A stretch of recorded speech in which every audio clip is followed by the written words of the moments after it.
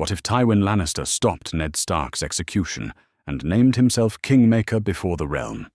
Let's explore the depths of it in the video.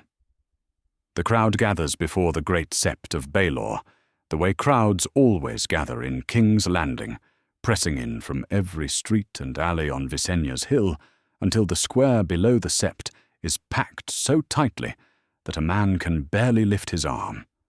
It is morning, and the sun is already climbing, striking the pale stone steps and the crystal dome above in a way that makes the whole building burn like something holy. There are thousands of people here, small folk mostly, tradesmen and servants, women with children on their hips, old men who have pushed to the front to see. They have come to watch a lord confess his crimes against the crown and then to watch him die for them. They have not come for mercy. They do not expect it. High above the square, balanced on the broad stone pedestal of the statue of Baelor the Blessed, a small figure holds perfectly still. Arya Stark is 10 years old, and she has been still for the better part of an hour. Her dark hair is cut short beneath a rough hood, and her grey eyes track the platform below without blinking. She is dressed like a beggar's boy, her clothes second-hand and road-filthy, and she smells like the alley she slept in last night. No one has looked at her twice since she climbed up here. From this height, she can see everything. The steps below the sept, the platform where the lords have gathered, the rings of gold cloaks around the square, 4 men deep, keeping the crowd back. The carved chair on the dais, and the boy sitting in it who calls himself king.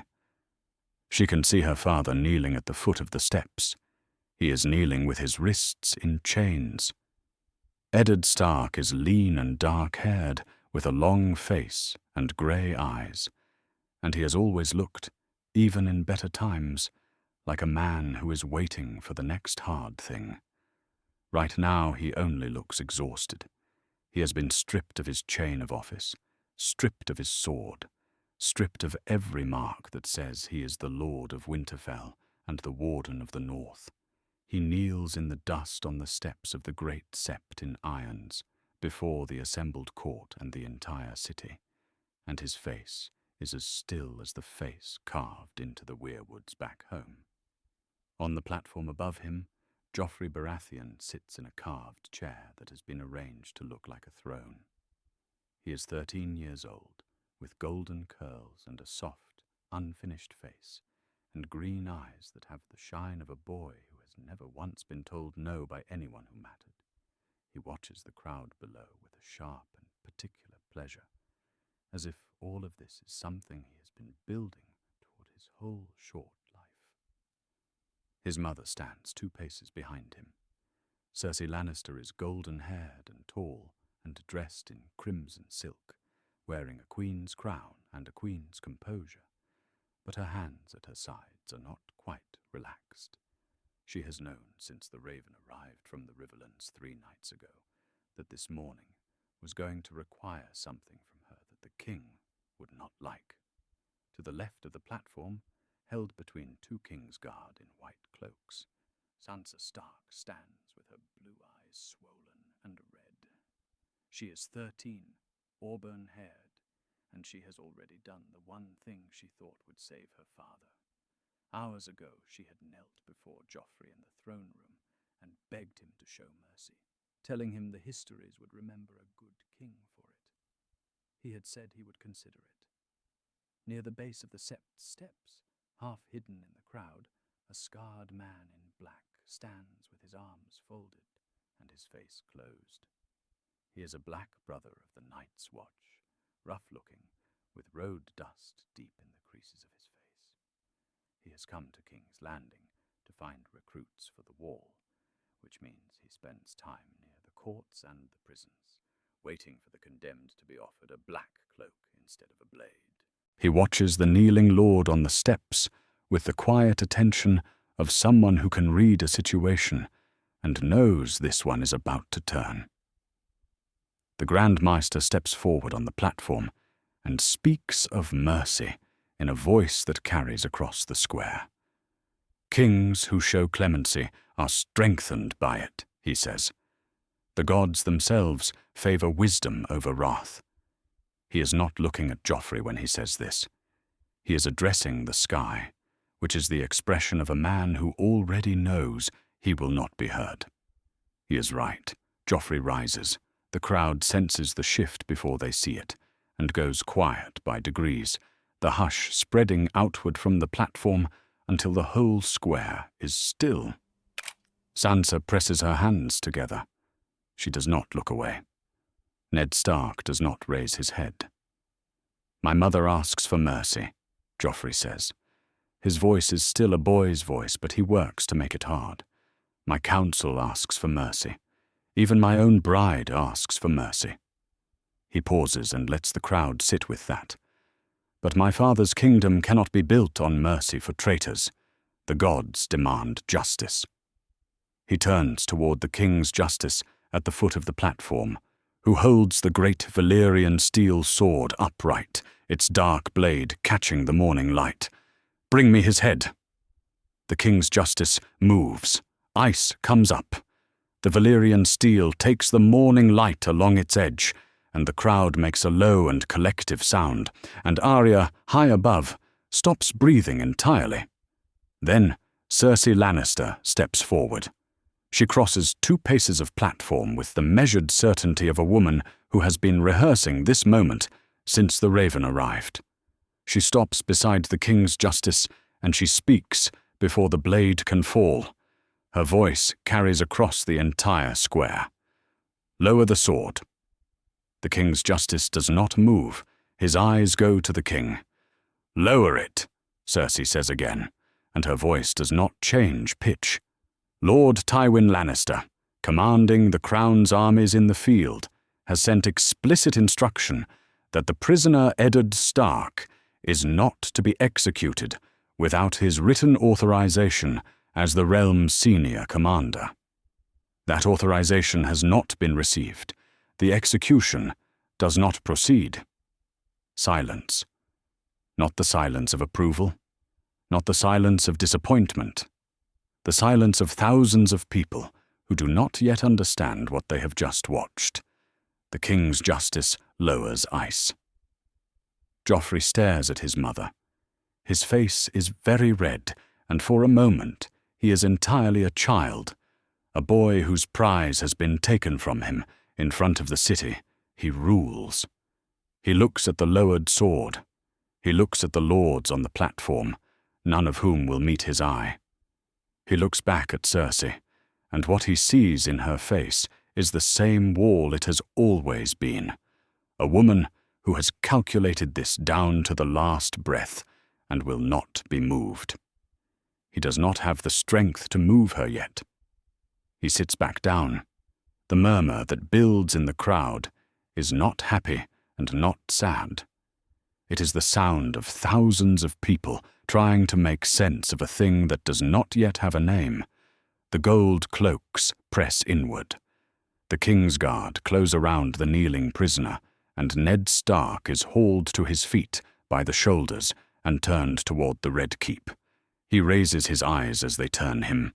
They move across the steps and across the crowd and find the statue of Baelor the Blessed, and there, in the shadow between the great carved robes and the upraised stone hand, is a small dark figure that no one else is looking at. Ned's grey eyes hold on that spot for the space of a single breath. He does not call out. He does not signal. He does nothing that might make a gold cloak follow his gaze. He is 36 years old, and he has spent his whole life knowing when to be still, and now is the time for it. They walk him away. Arya watches until he is gone from sight. Below her, the Black Brother pushes through the press of bodies toward the base of the statue. He reaches her before she can climb down. He puts a hand on her ankle. Not hard, just there. And when she drops to the ground, he looks at her face, and she looks at his. He has a cart waiting. He has his recruits. The road north is open.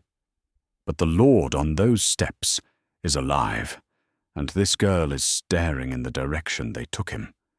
She does not ask the obvious question, because she can already see the answer. Her father is alive and still in chains. The sword came down, but the door didn't open. Whatever raven stopped the blade tonight, it did not come from anyone who plans to set him free. The war did not end on those steps. It changed shape. Her grey eyes are dry. She stopped crying some weeks ago. She looks at the square, at all those people who came for an ending and got something they cannot yet name. Then she looks at the man in black, and she sets her jaw, and she is 10 years old, and she has her father's face, and she is already trying to figure out what comes next. The raven arrives before dawn. Tywin Lannister is already awake when the messenger brings it, sitting at the campaign table with a lamp burning at either side, and a map of the Riverlands spread before him. He has not slept more than a few hours, but he does not show it. His pale gold hair, gone grey at the temples now, catches the lamplight as he breaks the seal. He reads the letter once. He sets it down. He looks at the map for a long moment, and then he sets both hands flat on the table and draws a slow breath, which is the closest Tywin Lannister comes to showing relief. Eddard Stark is alive. Cersei held the order. The blade didn't fall. Outside the tent, the camp is waking. He can hear the low, steady sound of it through the canvas, the first cook fires, the stamping of horses, the voices of men who have survived a battle and are waiting to be told where they march next. He does not call for his commanders. He sits alone and thinks through the problem the way he has always thought through problems, beginning with what is certain and working toward what it costs him. The prisoner lives. Jaime is captured. Robb Stark's host took Jaime at the Whispering Wood, while Tywin's own army held the diversionary engagement at the Green Fork, and that cannot be undone. What it creates is a kind of symmetry. Ned Stark in a tower cell, and Jaime Lannister in a northern camp, two men held by enemies who need them alive, a standoff built by accident. That is something to work with. There is also the matter of the mines. The gold mines beneath Casterly Rock are dry, have been dry for over a year, and no man in the Seven Kingdoms will learn this from Tywin Lannister if he can prevent it. The Lannister fortune exists now in reputation alone, in the accumulated debt and fear of generations.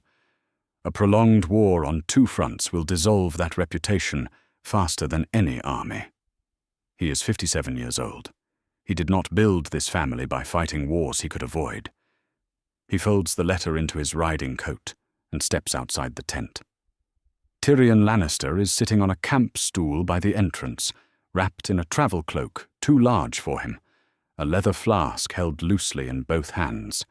He is 26 years old, compact and mismatched-eyed, one eye flat green and one close to black in the low morning light. He had fought in the vanguard at the Green Fork 2 days past, which surprised the bannermen who had all quietly expected him to locate a reason to be useful, somewhere further from the front. His sellsword sits against a tent post 10 feet away, drawing a whetstone slowly along a blade, not pretending to be doing anything else. Tyrion looks up when his father emerges. He reads the expression, which tells him nothing, which is itself a kind of information. "Walk with me," Tywin says. They walk the outer edge of the camp, past the last of the night fires, out into the grey open ground where the Riverlands flattens toward the line of the river. Tywin does not speak until the sounds of the camp are well behind them. "The execution was halted," he says. Tyrion is quiet for a moment. "Ned Stark is alive." "Yes." "And Jaime?" "Robb Stark has him," Tywin says, still walking. "A hostage for a hostage. We are in a better position than we were yesterday morning." "We are in a better position, assuming Joffrey doesn't find some new way to ruin it before you arrive. Tywin does not respond to this. It is not the kind of statement that requires one. "You are sending me to King's Landing," Tyrion says. "Yes, because you need someone there who thinks, who answers to you, and who cannot simply be dismissed by a 13-year-old with a crown." Tywin stops walking. He looks at Tyrion with the expression of a man who will not confirm things that are already evident. "Sit on the small council. Take charge of the treasury. Lord Baelish manages the crown's coin and creates problems in every other regard. Watch him." Watch him do what, precisely?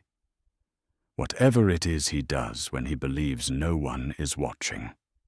Tywin looks at the pale horizon where the Riverland sky is beginning to lighten in the east.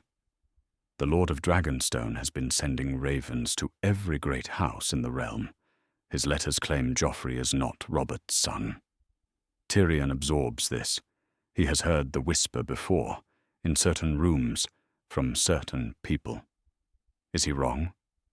What he is, Tywin says quietly, is ambitious, and without enough of an army, to act on his ambitions alone. He is waiting for the realm to do his work for him. Every month the Northern War continues. More lords give his letters a second reading. A pause. Renly has the Tyrells behind him and the better part of the Stormlands besides. He has more soldiers than we do. He has no legal claim worth the breath it takes to state it, but armies tend to make arguments that law cannot. So the North must be quiet before either of them moves south. Yes. Tyrion looks at the river in the grey morning light. He understands exactly what is being asked of him, and he is not certain he is the right instrument for it. And he is not going to say so, because his father has already decided, and saying it changes nothing except the quality of the silence on the walk back. "And when you come," Tyrion says, "when I come as Hand." Tywin turns and walks back toward the camp without waiting. The conversation is over. Tyrion stands by the river for a moment after he goes, watching the thin silver water in the growing light. Then he turns back toward the camp to find the sellsword and tell him to saddle the horses. Meanwhile, in King's Landing, Eddard Stark is moved from the holding rooms beneath the Great Sept to a cell in one of the Red Keep's towers. 4 guards escort him, and none of them speak.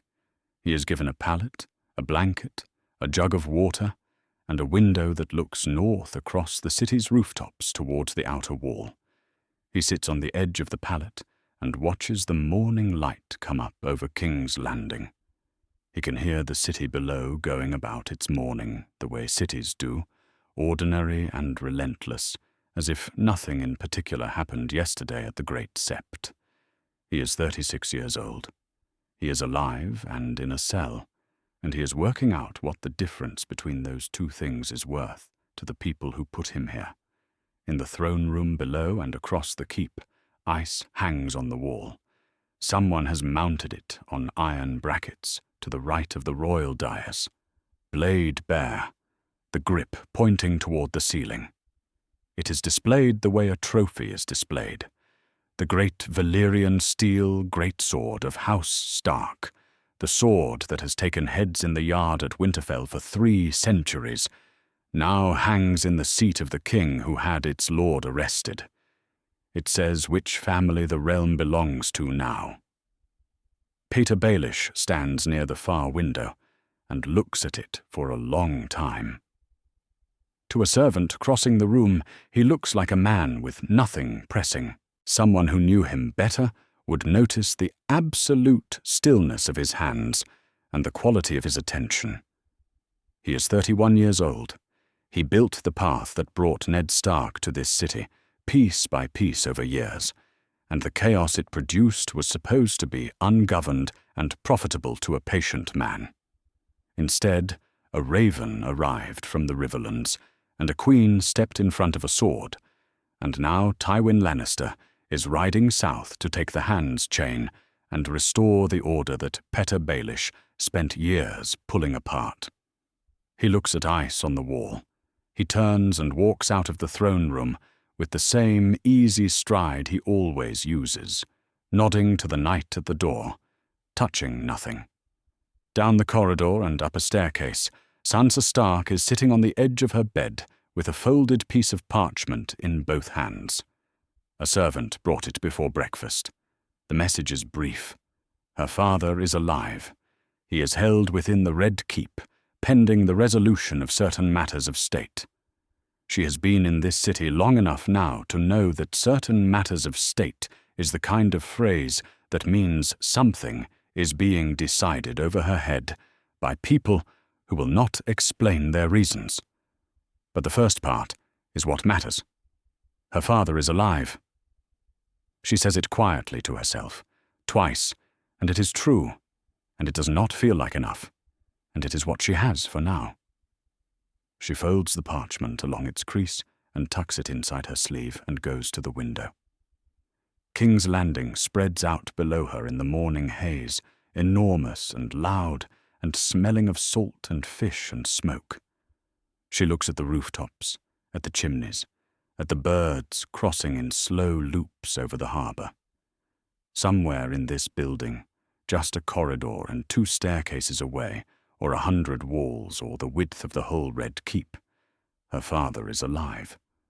She does not know which window is his. She looks at all of them anyway. The camp smells of mud and horses, and the particular exhaustion of men who have marched hard, and won hard, and have not slept enough to understand what either of those things means yet. Fires burn low in the grey morning, and the Riverlands mist sits on the ground between the tents. Somewhere on the far side of the camp, a smith is already working, which is either optimism or habit, and Robb Stark has not decided which. He stands at the entrance to the prisoner's enclosure with his arms folded and his face blank, watching Jaime Lannister in chains. He is 16 years old, stocky and auburn-haired, with his mother's colouring and his father's look about the jaw, and he has just won the most consequential victory of his life. 2 armies. A feint. A trap. Jaime Lannister caught at the Whispering Wood, while Lord Tywin fought shadows at the Green Fork 20 miles away. It was perfect, as battles go. He does not feel perfect. He feels like a boy who has just understood that battles are the part he is good at, and everything that follows is the part he has not learned yet. Jaime Lannister sits in the mud with his wrists bound in iron and his golden hair matted from days of hard road, and his green eyes steady and watchful. He is 33 years old, and he is the finest sword in the 7 kingdoms, and right now none of that is worth the mud on his boots. He does not look at Robb with contempt. He is too experienced for contempt. He looks with the calculating attention of a man who is counting the leverage he has left, and finding the number smaller than he would like. Grey wind circles the enclosure without stopping, yellow eyes on the prisoner, patient as stone. Robb watches them watch each other for a while. Then he goes back to his tent. The Raven arrives 2 hours after dawn. Robb is going over the road maps with his captains when the master brings it. He takes the letter and reads it. He reads it a second time. The lords in the tent watch his face and get nothing from it. Then he sets it down on the table. Eddard Stark is alive. He is held as a prisoner in the Red Keep. The execution at the Great Sept was halted on the orders of Lord Tywin Lannister, commanding the Western armies in the field. He is alive. "My father lives," Robb says. For a moment the tent is quiet. Then everyone talks at once. The argument has 3 camps, and Robb listens to all 3 with the stillness of a young commander who knows he will have to overrule 2 of them, and does not want to do it without hearing every word first. The first camp wants Jaime dead before another hour passes. Tywin stopped the execution, which means Tywin has decided he needs Ned Stark alive, which means the Lannisters are suddenly very interested in the health of a certain prisoner 20 feet outside this tent. That means Jaime's value has never been higher than it is right now, and there is no better moment to show that northern swords have edges too. Kill him. Send the head south in a box with the golden lion on it. Let the old lord feel what it means to have his son in northern hands. The second camp wants to wait and see what terms come from King's Landing. There is clearly a negotiation being built, they say. Throwing away the peace you hold before the board is even set is the kind of thing that looks strong in the moment and costs you everything at the table. The third camp says nothing and looks at Catelyn. She stands at the back of the tent, listening with the particular stillness of a woman who has already made up her mind and is waiting for everyone else to finish making noise. Her auburn hair is back from her face. Her blue eyes are tired but very clear. When the argument pauses for breath, she steps forward. If Jaime dies, Ned dies, she says. Not today, perhaps, but soon. Tywin Lannister stopped that execution because Ned alive is useful to him. The moment Ned stops being useful, Ned stops being alive. If we kill Jaime, we remove the reason for Ned to be useful. She looks at the lords who were loudest. This is not sentiment. It is calculation. We hold the peace that keeps our peace alive. The moment we use it, we lose both. And if we hold Jaime and do nothing, says one of the lords, we give Tywin time to arrive in King's Landing and make Ned's chains permanent before we've won anything. Then we negotiate before that happens, Catelyn says. We negotiate with a living Jaime Lannister in our possession, which is the only argument Tywin Lannister will listen to. My husband is alive. My daughter is in King's Landing, and Jaime Lannister is 20 feet outside this tent in irons. As long as those three things are true, we have a position. The moment we use Jaime, we have nothing. The tent is still. Robb looks at the map. He looks at the letter. He picks it up and holds it for a moment. Jaime Lannister stays in chains, he says. Alive. That is the end of this conversation. Some of the lords do not like it. Robb can see it in the way they hold their jaws, and the way they do not quite meet his eye when they file out.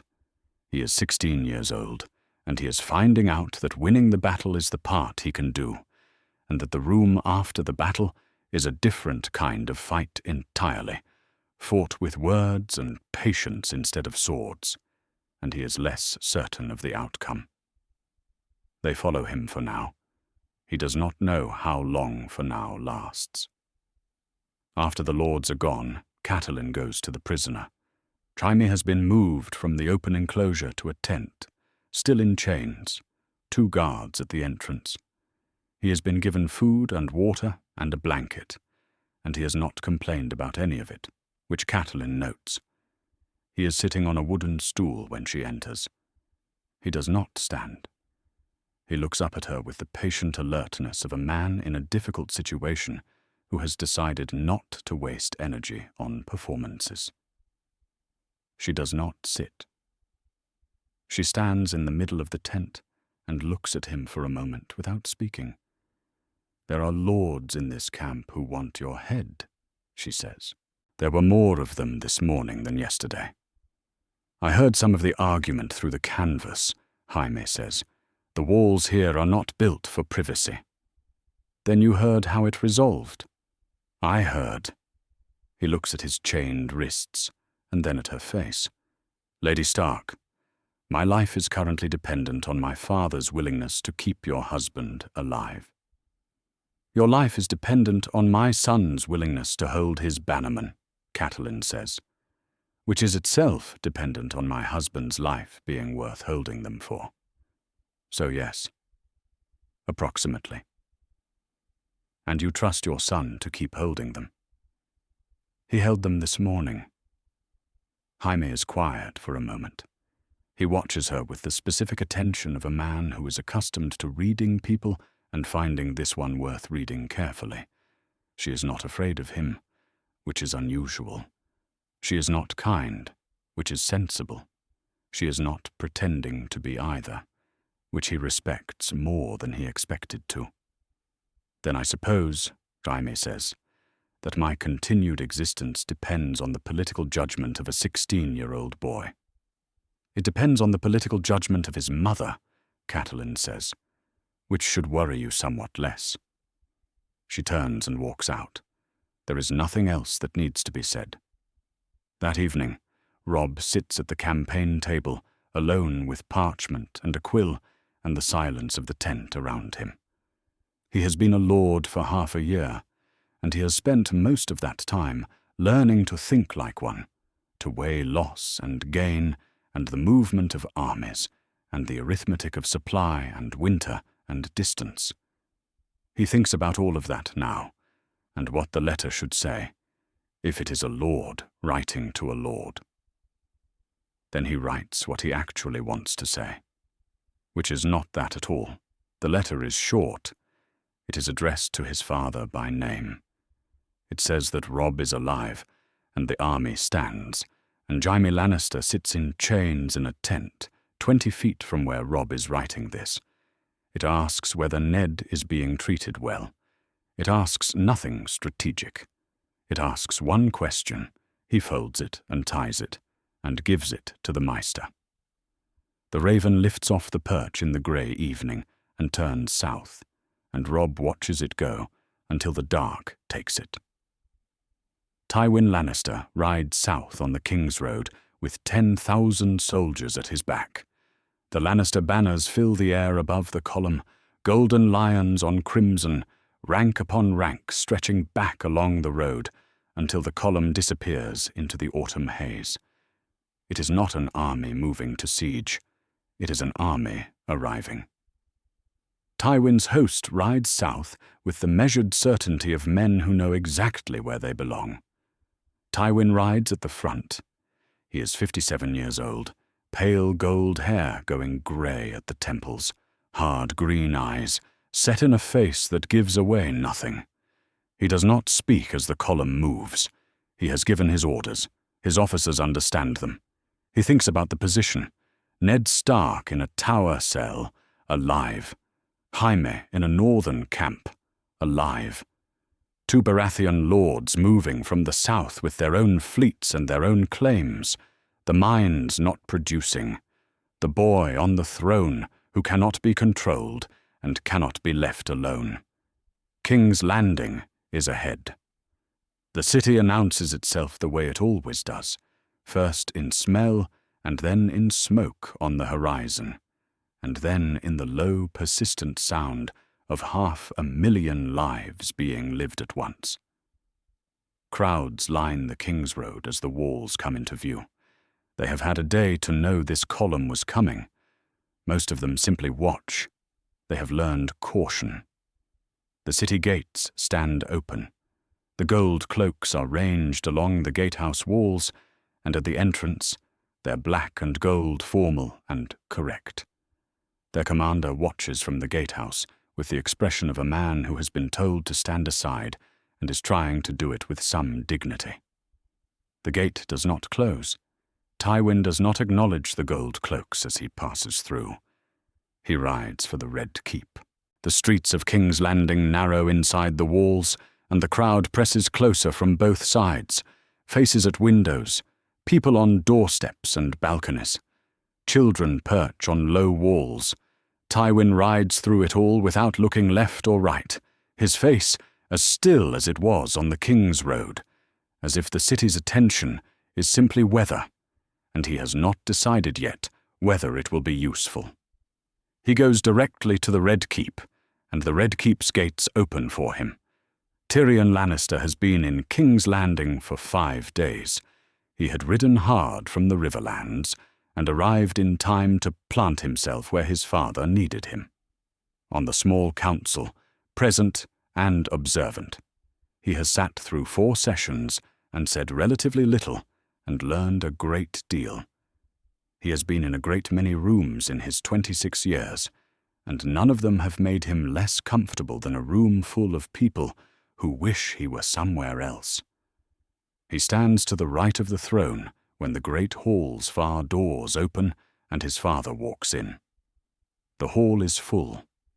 Lords of the court and household knights, and the members of the small council and the king's guard, and the servants who have found pressing reasons to be near a door.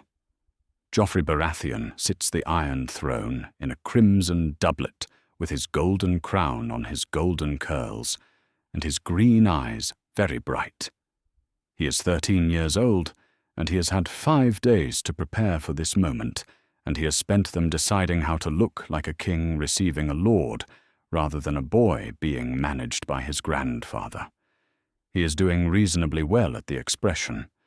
Cersei Lannister stands to the right of the throne in gold silk, still and watchful, hands folded before her.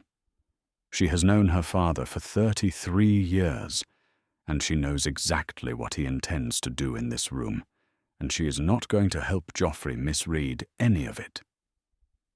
Tyrion watches his father enter.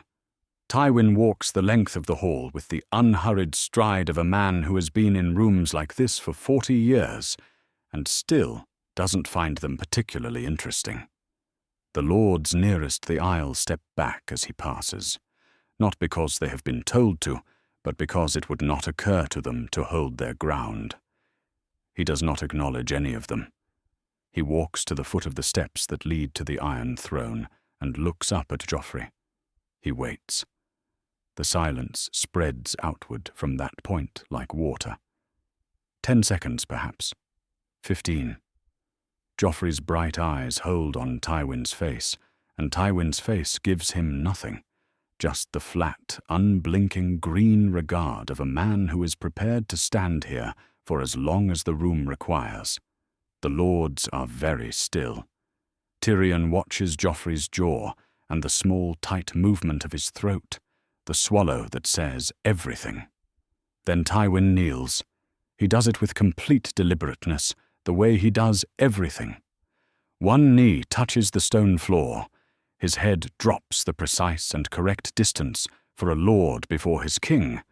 He holds it for 3 seconds, which is enough to be seen by everyone in the room, and not long enough to suggest that kneeling is a habit. Then he rises, and he is the same man who walked in. "Your Grace," he says. Joffrey shifts slightly on the throne, which is old iron and not comfortable, and manages not to show it. "Lord Tywin," he says, "you have come to the capital." "I have come to serve the realm," Tywin says, "and to address the court on the matter of the hand." No one in the hall breathes. "The position is vacant," Tywin says. "A kingdom does not govern itself, and a king who faces an adversary to the north and 2 Baratheon claimants moving from the south cannot afford a vacant hands office. I am your blood, and your realm's senior Lord Commander and the Warden of the West. I will serve as hand." Joffrey's jaw tightens. He looks at his mother. Cersei's eyes are on Tywin. She does not look back at her son. "I accept your service," Joffrey says. He says it the way a boy says something he knows he has to say. He says it as if he is choosing it. No one in the room is deceived. Tywin nods once. He turns to face the assembled court. A man at his shoulder steps forward and hands him a sealed document. "There is also the matter of Sir Barristan Selmy," Tywin says. The name moves through the hall like wind through a field. Barristan Selmy is in the gallery above, white-haired and straight-backed, and in plain clothes because his cloak was taken from him. He is 62 years old, and he has served 3 kings, and he was dismissed by the boy on that throne in the first weeks of the new reign, replaced by lesser men and told to grow old quietly. He has been in King's Landing because he has nowhere else that he belongs. He looks down at the hall and gives nothing away. "Sir Barristan served this realm with distinction for 40 years, Tywin says. still facing the court.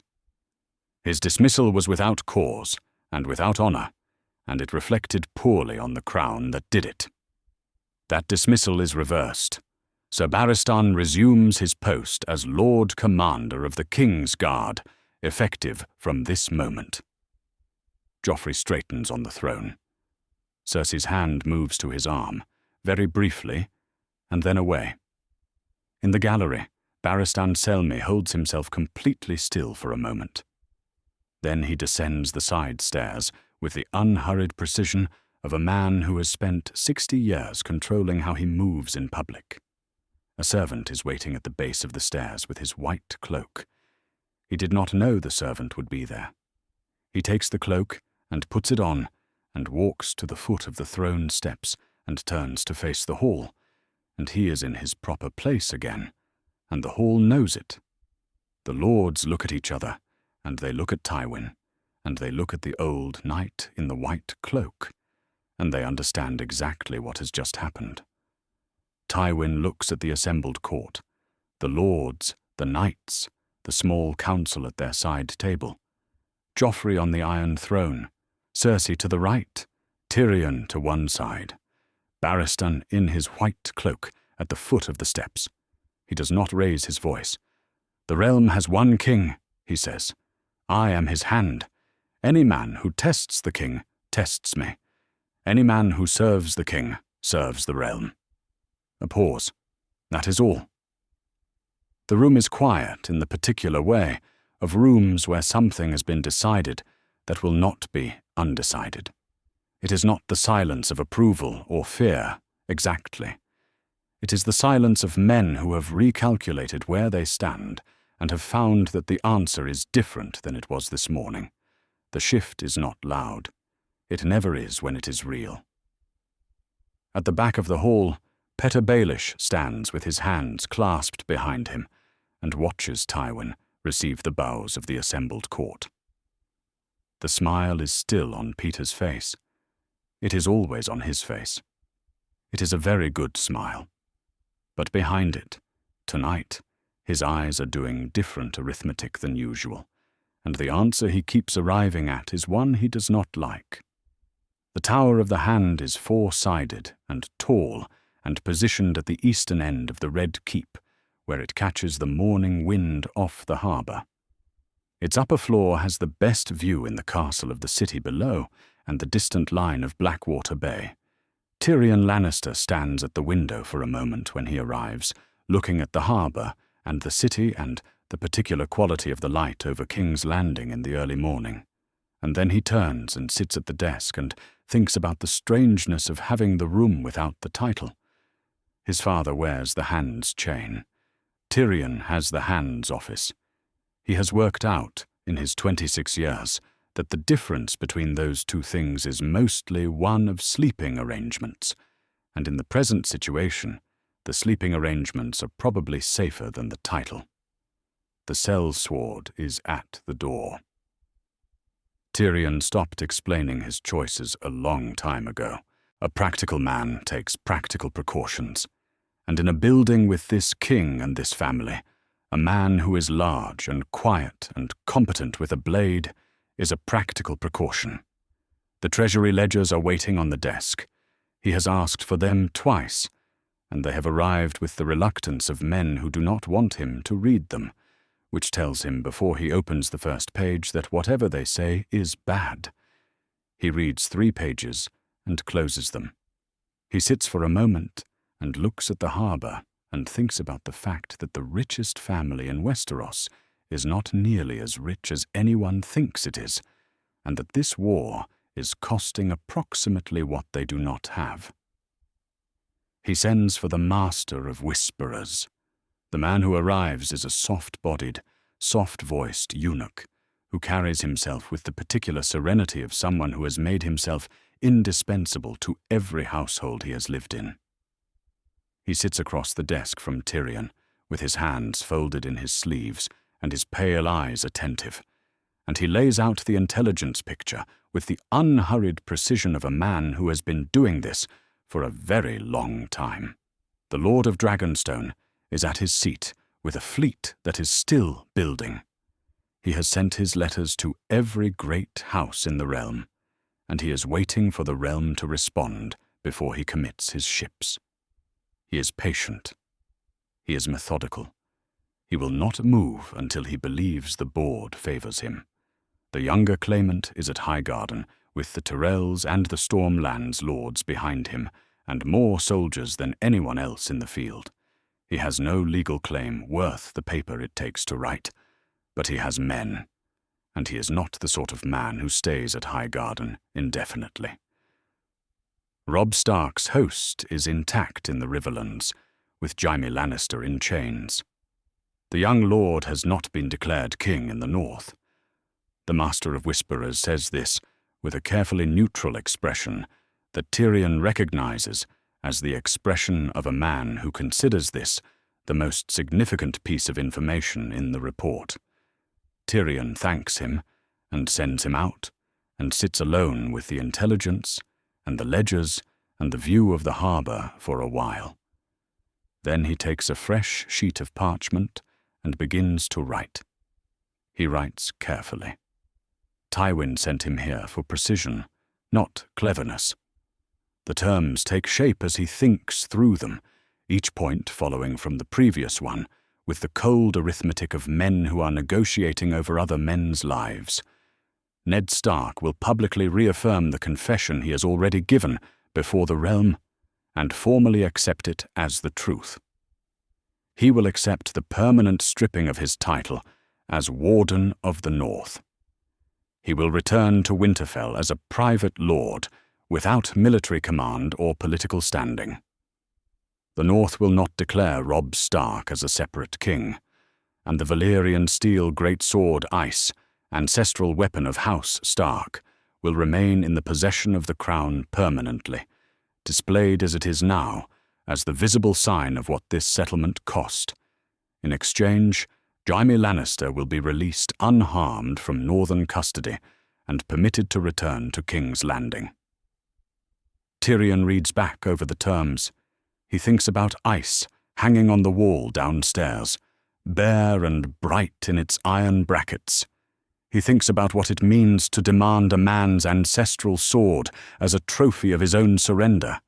He thinks about the Stark boy who has won every battle he has fought, and still has not lost a single man to poor tactics. He thinks about Ned Stark in the tower cell at the end of the corridor, and what a man like that will feel when he reads these terms. He seals the letter. He sends it north. The letter reaches the northern camp 3 days later.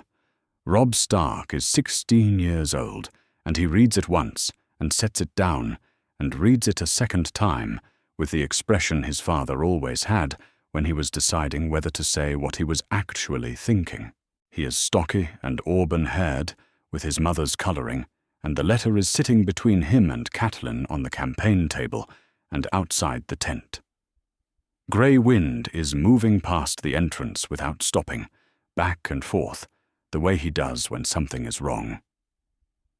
He wants father to confirm it, Robb says, in writing, before the realm. He wants father to stand up and say he is a traitor who deserves everything that was done to him. Your father has already said it once, Catelyn says. Her voice is level.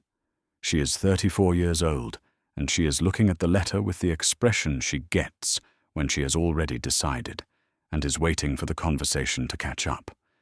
He said it at the Great Sept. He said it to keep his head. Yes, and these terms offer him the same thing, his head, and Sansa's freedom, and the North's. Robb looks at ice in the terms. He looks at the point about the wardenship. He shakes his head slowly, the way a young man shakes his head when he knows he cannot articulate exactly why something is wrong, but is entirely certain that it is. Write to him, Catelyn says. Let him tell us what he wants. The Raven reaches Ned's cell the next morning. Ned Stark reads the letter alone, sitting on the edge of his pallet in the narrow morning light from his window. The terms are clear and precise, and they have been thought through by someone who understands exactly what they will cost. He knows whose hand this is, even without a signature. He sits for a long time reading them, and then he rereads them once more, and then he picks up the quill and dips it. He writes 3 words, accept no terms. He folds the parchment and calls for the guard. Robb reads the 3 words at the campaign table and says nothing. He looks at his mother. Catelyn reads them and is quiet for a moment that stretches out past, comfortable. Then she sets the letter down and straightens. Your father would rather die on his terms than live on theirs, she says. That is who he is. It has always been who he is, and it will not change because we write to him about it. She pauses. But Sansa is still in that city.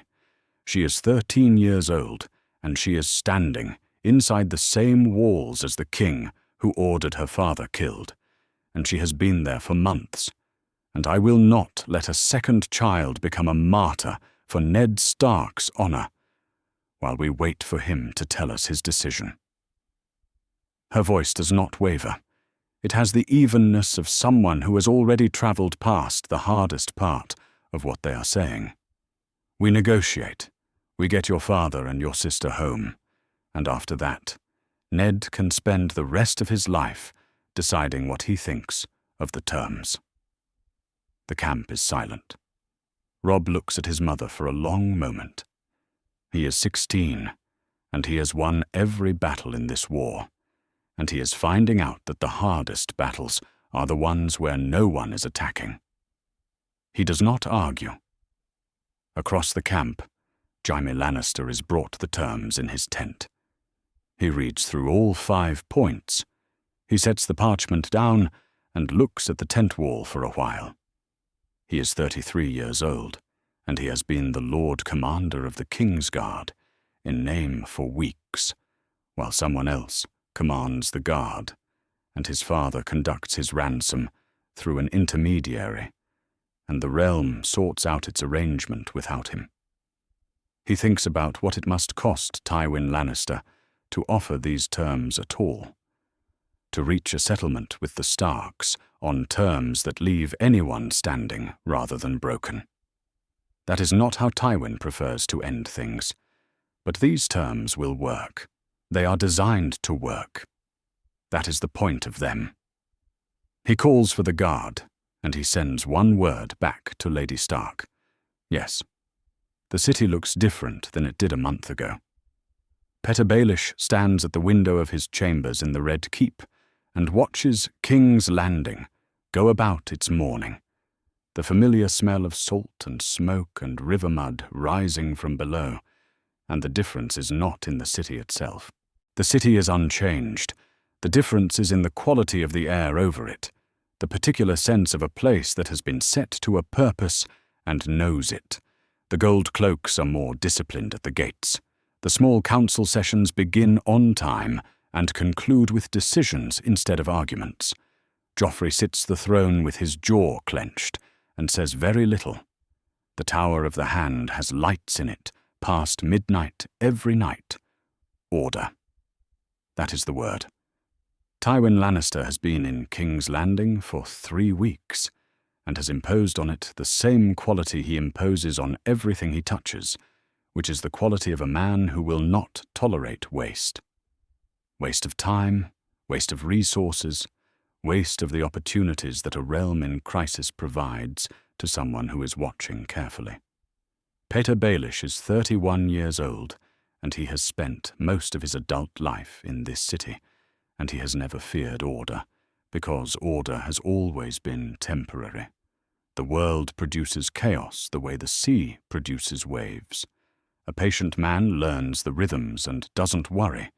He has waited out difficult years before, but this is not a difficult year. This is an ordered one. And that is the problem. He has watched Tywin take the hand's chain and restore the old knight to the Kingsguard, and sit with the small council and drive the prisoner exchange terms north through Tyrion's careful hand. He has watched the letters go and come back and go again, each one a small step toward a settlement.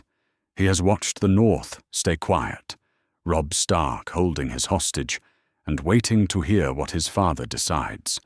No declaration of a king, no war cry, just patience in a northern camp. If the deal holds, Ned Stark goes home alive, and the North stands down and the war is over. The realm settles under Tywin's hand. Joffrey sits his throne and seethes in private, and says nothing in public that his grandfather has not approved. The two Baratheon lords in the south make their moves and find the capital ready for them, because there is only one front now instead of three. And Petyr Baelish is the master of coin in a stable realm, which is a comfortable position and a very small one. He has spent 6 years building something considerably larger than that. He turns from the window and sits at his writing desk. Chaos, he has always believed, is a ladder. Other men see it as a disaster to be survived, or a problem to be solved. He has always seen it as the mechanism by which men of ability and patience climb past men of birth and rank. Chaos removes the old categories. Chaos rewards the ones who can see clearly while everyone else is reacting. Tywin Lannister found his ladder. Petyr needs to make sure the rungs do not hold. He takes a plain sheet of parchment and begins to write. The letter is not signed. It will not go by royal raven. It will go by merchant courier, a man who owes Petyr more than one favor, routed through 2 intermediate stops before it reaches Dragonstone. The content is specific and verifiable. It covers the current disposition of the King's Landing garrison by gate and quarter, the rotation schedule of the gold cloaks, the state of the harbour chain, and the names of the supply captains who move grain from the Westerlands down the King's Road. All of it is accurate. All of it is exactly the kind of information a man who is planning to move on a city would want to hold, especially during the precise window when the city's 2 most capable commanders are occupied with a prisoner exchange negotiation, and their attention is pointed north rather than at the harbour. The Lord of Dragonstone will read this letter and begin to think about timing. The second letter requires more care. Petyr doesn't write it himself. He composes the substance in his head over the course of 2 days, and then passes it through 3 separate intermediaries to a merchant lord with reach connections who will let it become a rumor rather than a document. Rumors cannot be traced. Documents can. What the rumor will carry south to the camp at Highgarden is the whisper that the secret Ned Stark discovered, the thing that brought him to King's Landing and got him arrested and gave Tywin Lannister a reason to keep him alive rather than dead, is the question of Joffrey Baratheon's parentage. If Ned Stark is alive, and if Ned Stark speaks, the Iron Throne is vacant by law, and the man who presses his claim at the moment the throne is declared vacant will find the realm's great lords suddenly very attentive. He does not name the lord at Highgarden. He does not need to. Words with this kind of gravity find the ears they are aimed at. What Petyr Baelish does not know is that Tywin Lannister already knows. He has known for some time, or suspected it, with the precision that amounts to knowing, in the way a man of Tywin's observation suspects things and files them without acting until the moment they become load-bearing. Ned Stark's arrest confirmed it. The charge of treason and conspiracy told Tywin everything he needed to understand about what Ned had found, because you bring that specific charge when what you are actually concealing is the question of who the king's father is. Tywin built his Kingmaker position on the fiction of Joffrey's legitimacy. He has decided, with the cold arithmetic that characterizes everything he decides, that the stability of the realm requires the fiction to hold. He is the man to hold it. He holds it by the force of his authority and the fear of his name and the understood message he delivered to every lord in that throne room. The realm was one king. I am his hand. Anyone who tests that arrangement tests me. He has not fired the weapon Petyr is reaching for, because he understands something Petyr does not, which is that the weapon destroys the kingdom along with the king, and Tywin Lannister wants the kingdom intact. Petyr Baelish is standing in front of a loaded crossbow and pulling the wrong end of it. He does not know this.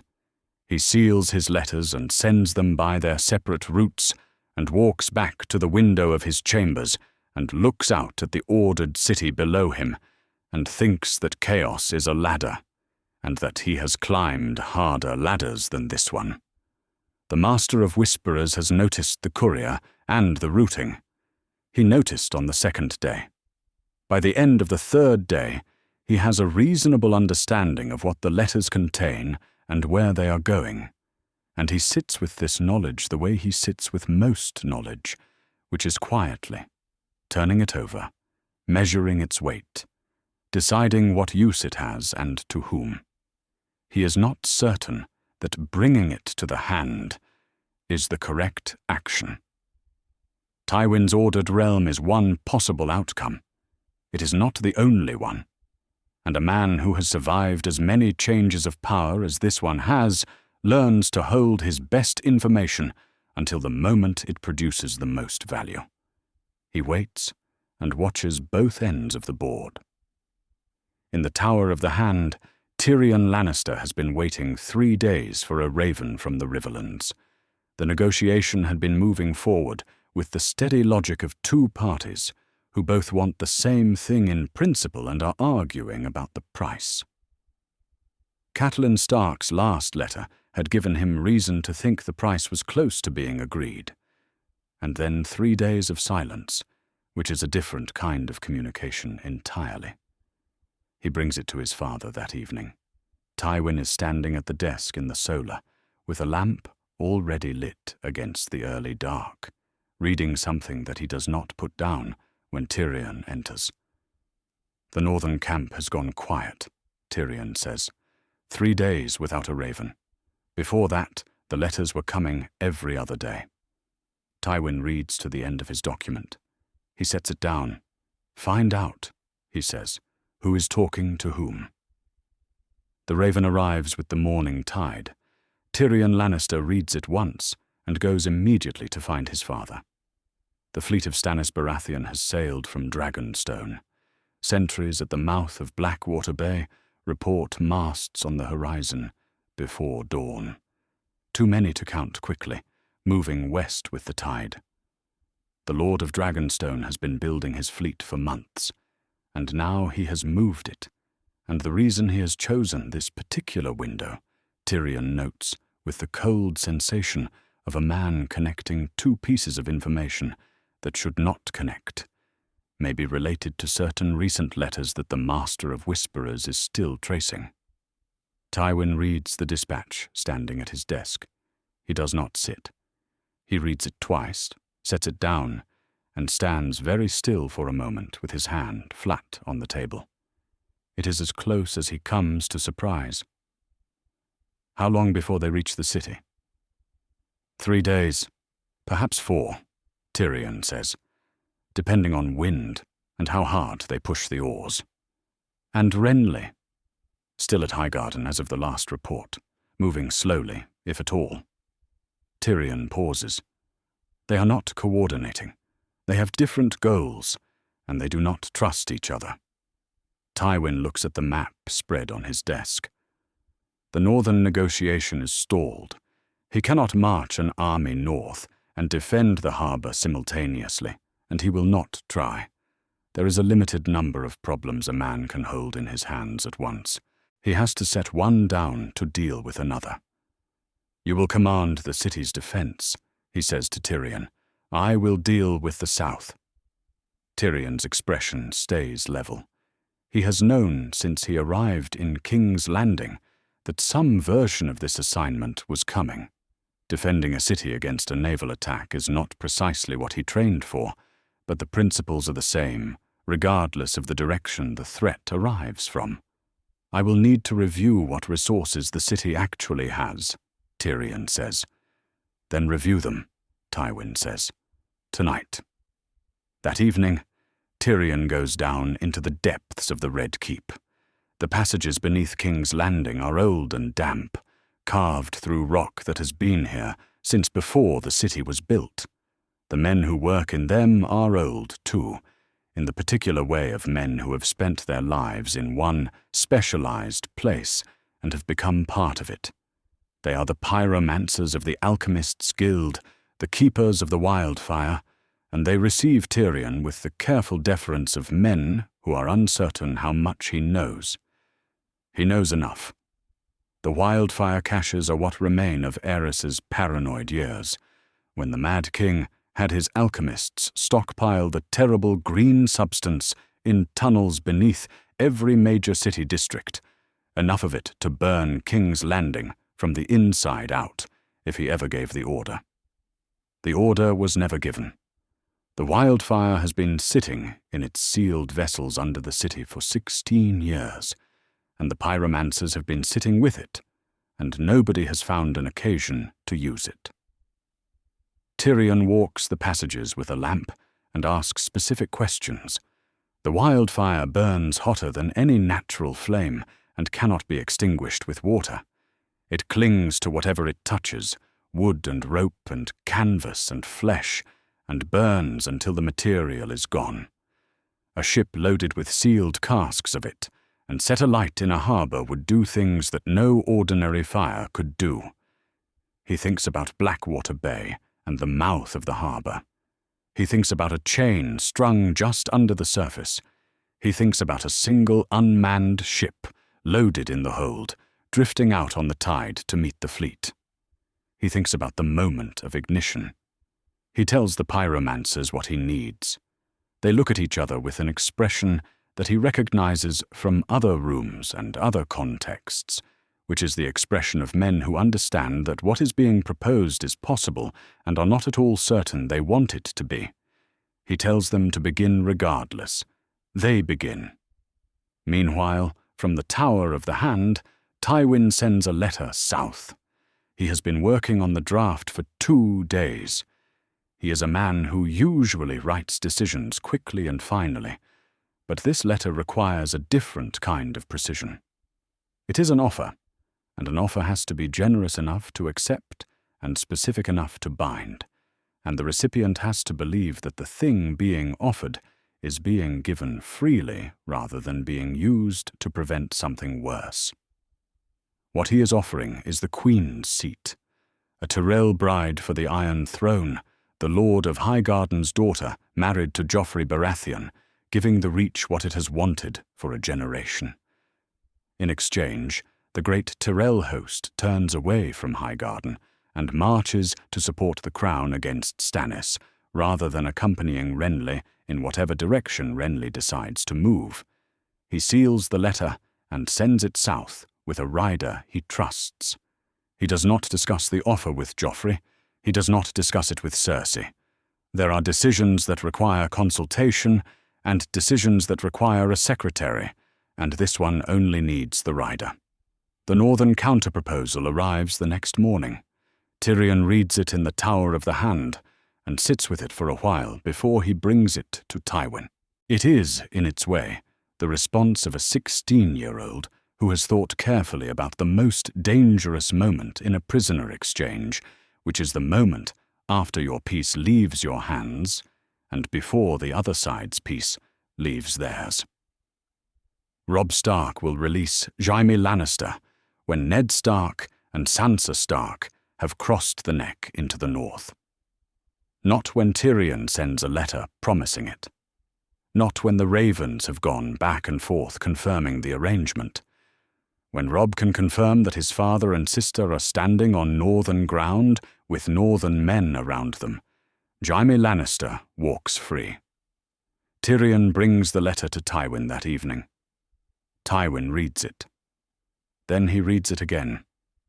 He looks at Tyrion with an expression that Tyrion has not seen his father use very many times, which is the expression of a man who has been surprised by the source rather than the content. He learned something, Tyrion says. Yes, Tywin says.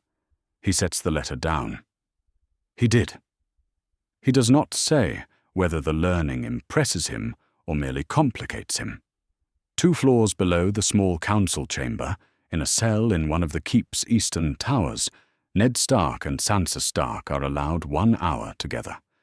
2 guards stand inside the door and do not look at either of them directly, because they have been given that instruction, but they are present, and both the Starks are aware of it. Ned sits across a small table from his daughter and looks at her face. She is 13 years old, and she has been in this city for months, and he can see what it has done to her. The tawny hair is still neat and carefully arranged.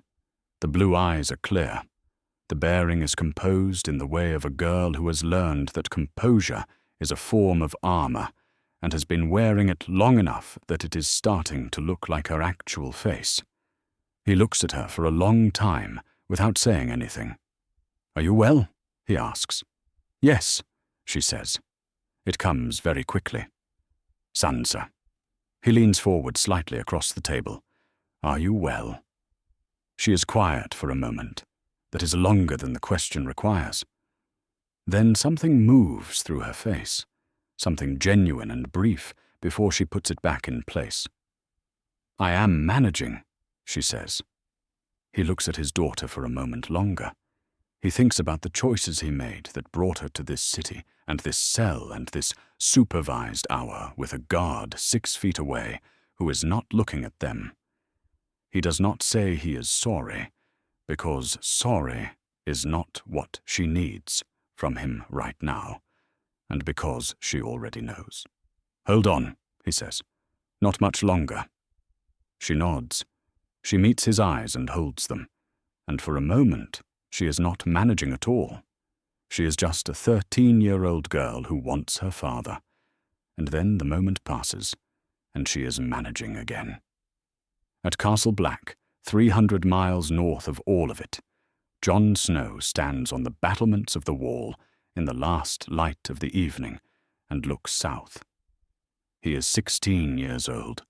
Dark hair, grey eyes, the Stark look about the jaw that is what his father gave him in place of a name. He has been a black brother of the Night's Watch long enough to understand in his bones what the oath means, which is that the Raven Robb sent 3 days ago, describing what has happened to Ned Stark and to Sansa, and to the north is something Jon Snow can read and grieve and fold carefully and put under his sleeping mat and do absolutely nothing about, because his watch has begun and he made a vow, and the vow does not have exceptions for family emergencies. He knows this. He made it with his eyes open. He holds Longclaw and looks at the distant dark of the King's Road and thinks about what it means when promises cost more than you expected when you made them. He stands there a while, then he goes back inside. The news of Renly Baratheon's death arrives at the northern camp before it arrives at King's Landing. A rider comes from one of the Reach Lords who are suddenly looking for somewhere to send their loyalties, and the story he tells does not make sense on first hearing, but makes terrible sense on the second. Renly Baratheon is dead in his tent at the camp near Bitterbridge, killed in the night by something that his sworn guard saw and could not afterward name. A shadow, the guard says.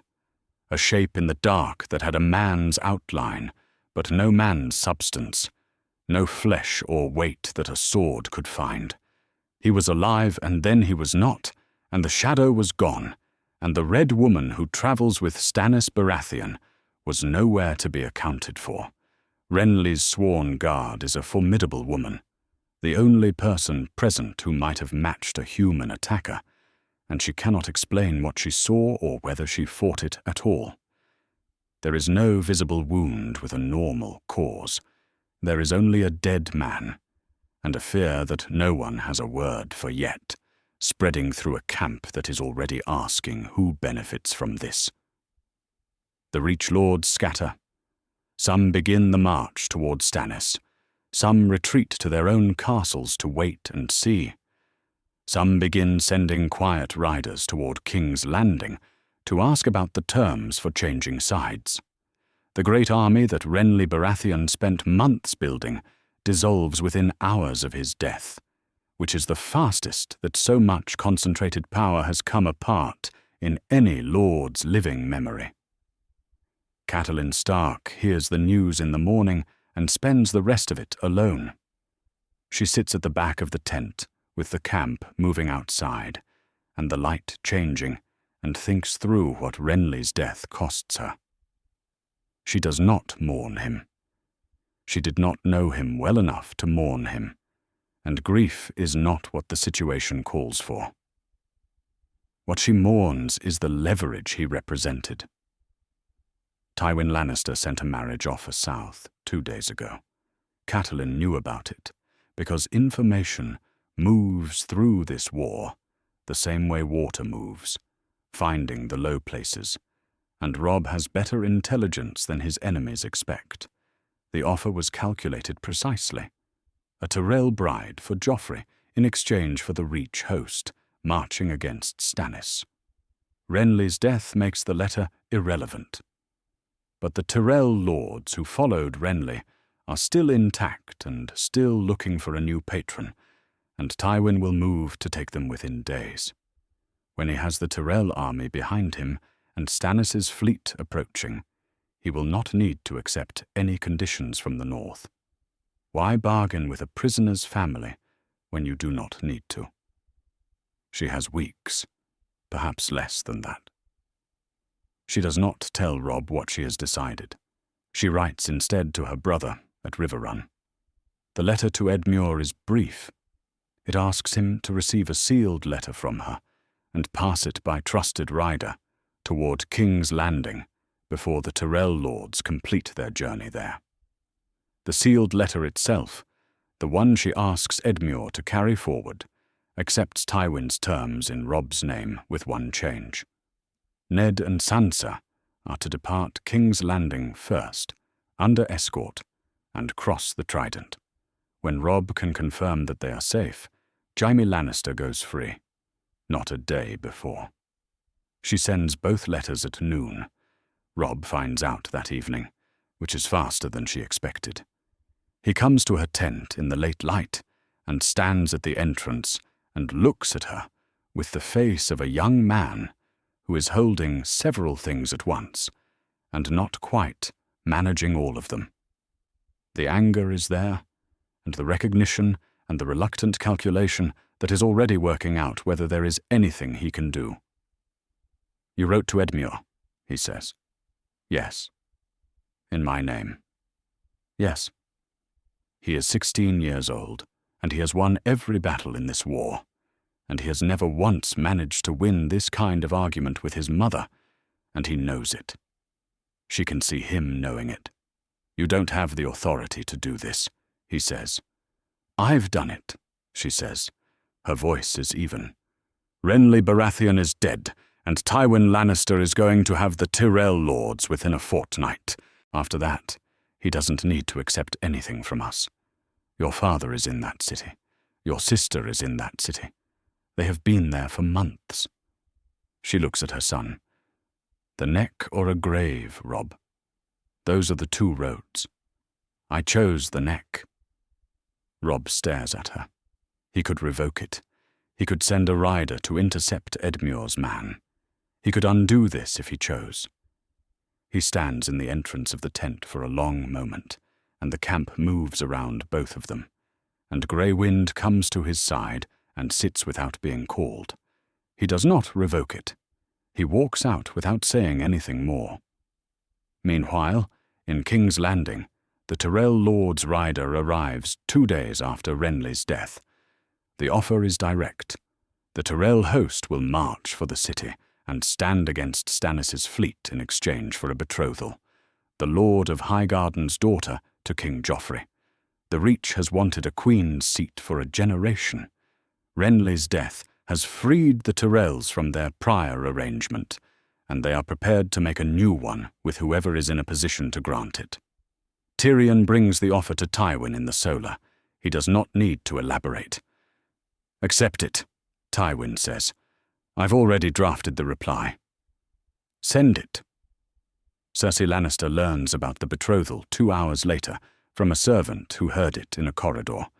She is 33 years old, and she is the Queen Regent, and she has spent the last several weeks being the second-to-last person told about anything of consequence. She finds her father at his desk. She stands in the doorway and looks at him with the expression she has been developing since he arrived, which is the expression of a woman who has understood that the room has been rearranged around her and is calibrating how much she can object. "The Tyrell girl," she says. "Yes," Tywin says. He does not look up. "I should have been consulted. I am telling you now." She looks at him for a long moment. There is a great deal she wants to say about her son and who decides who he marries.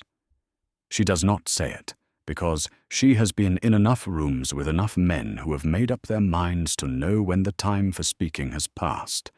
She has her father's intelligence and her pride, and the intelligence tells her this was always coming, and the pride is not yet ready to agree. She turns and walks out. Tywin reads to the end of the document he is reading. The letter from Catelyn Stark arrives the next morning. Tyrion reads it at his desk in the Tower of the Hand, and then reads it a second time. He sits back and considers it for a moment. Then he picks it up and goes to find his father. "She accepted our terms, father," he says, "with one change. Ned and Sansa leave King's Landing before Jaime is released. Not after." Tywin takes the letter. He reads it once. "Tell her yes," he says. Tyrion turns to go. He is almost to the door before he pauses and turns back. There is something he wants to understand, a question about strategy and timing, and why Tywin would accept a modification that reduces his leverage in the final moment of the exchange. Tywin is already reading the next document on his desk. He does not explain why, Tyrion says to himself, not quite under his breath. He does not need to. He goes to send the Raven. The chain arrives from the harbour master's yard in 3 sections, hauled on flatbed carts by teams of draft horses that strain and occasionally stop entirely, which slows things, but does not stop them. Tyrion Lannister watches from the quay as the ironwork is fitted to the great boom across the mouth of the Blackwater Rush. It is not an elegant solution. Elegance was not available. What was available was iron and sufficient chain, and a man named Hallen who understood wildfire better than he understood most human beings, and the particular circumstance that Stannis Baratheon was coming to burn this city to the waterline and had to be persuaded otherwise. The bay is grey and flat in the early morning. The pilot boats have pulled back from the outer harbour. Somewhere past the headland, beyond where the seabirds are still circling, there are sails. Tyrion watches the harbour master's men wrestle the last chain section into position. It has been 3 days since the fleet was spotted moving west along the coast. 3 days of preparation and argument, and the kind of administrative fury that descends when a city must be readied for war on a schedule that would have been impossible with twice the time. He has positioned the Lannister cavalry at the Lion Gate, and the River Gate, and the Street of Steel.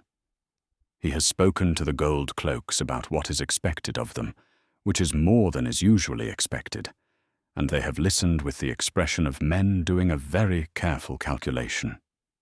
The wildfire is already in the ships. Tyrion does not enjoy knowing that.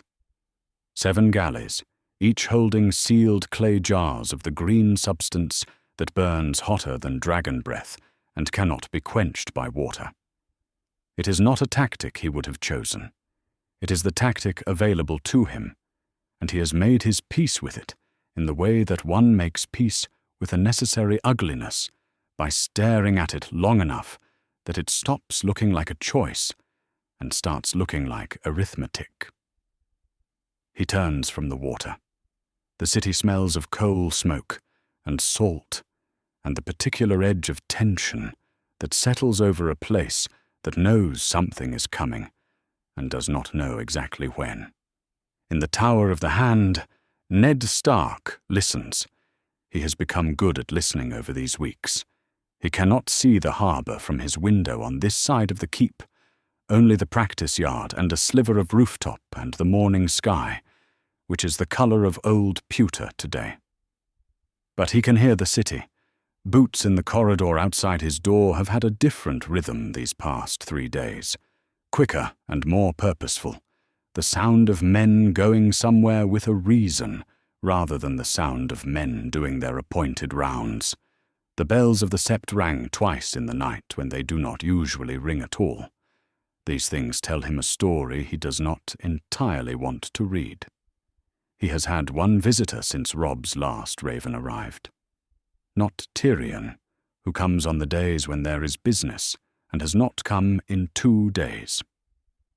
The visitor was a boy of perhaps 14, carrying a tray, who set it down on the table and did not look at him directly, and said, in a very small voice, that the Hand asked him to tell Lord Stark that the harbour was sealed and the city was prepared, and that Lord Stark should stay away from the eastern windows because there would be fire. Ned thanked him. The boy went. He stands now at his western window. 2 guards are playing dice on an overturned bucket in the corner of the yard below. One of them loses and makes a face. It is a very ordinary thing to watch, and it has the quality of all ordinary things happening near extraordinary ones, which is that it seems both mundane and slightly unreal. He has been thinking about Arya. He thinks about her every day, but today with greater urgency, because a city under siege is a different kind of danger than a city merely under occupation, and he does not know where she is. She was not with Sansa when they were taken. She did not go back to the north with his household. Robb's last letter had a single line about her.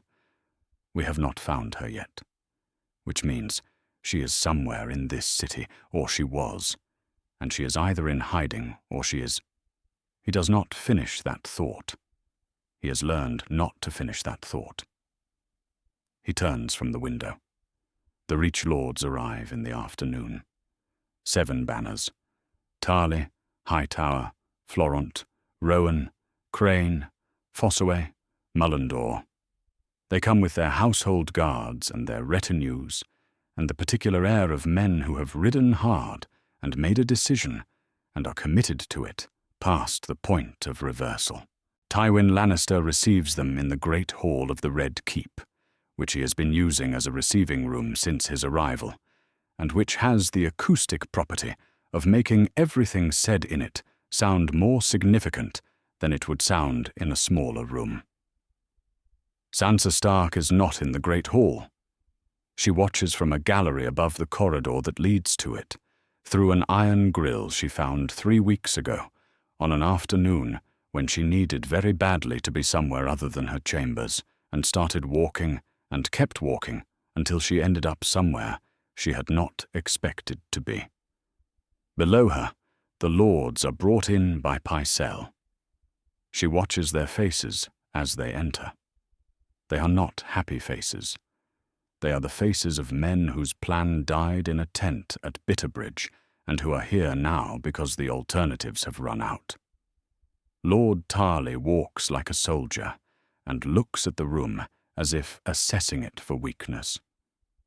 The others are softer in their bearing, though not in their expressions. Tywin Lannister stands at the far end of the hall with Tyrion slightly to one side, and behind him, in the way he has of taking up a position that is present without being central. She has watched Tyrion enough to understand that this is deliberate. He knows exactly where he is standing. The lords bow. Tywin does not bow back, but his inclination of the head carries something like acknowledgement. He says something she cannot hear clearly from this distance.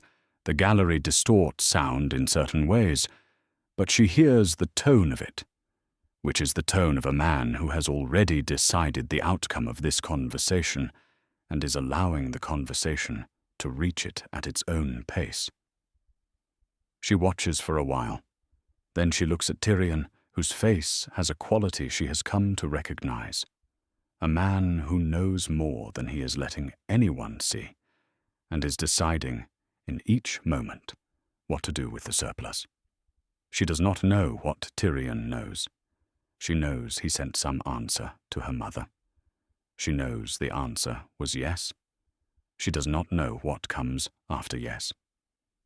She stays at the grill until the corridor below empties, and then she goes back to her chambers and sits at the window and watches the smoke over the harbour. Dusk brings the sails into view from the city walls. They are not close yet. They are far out on the water, a smear of pale shapes against the darkening line of the bay, and a man who did not know what he was looking for might mistake them for something else. The watchmen on the mud gate do not mistake them.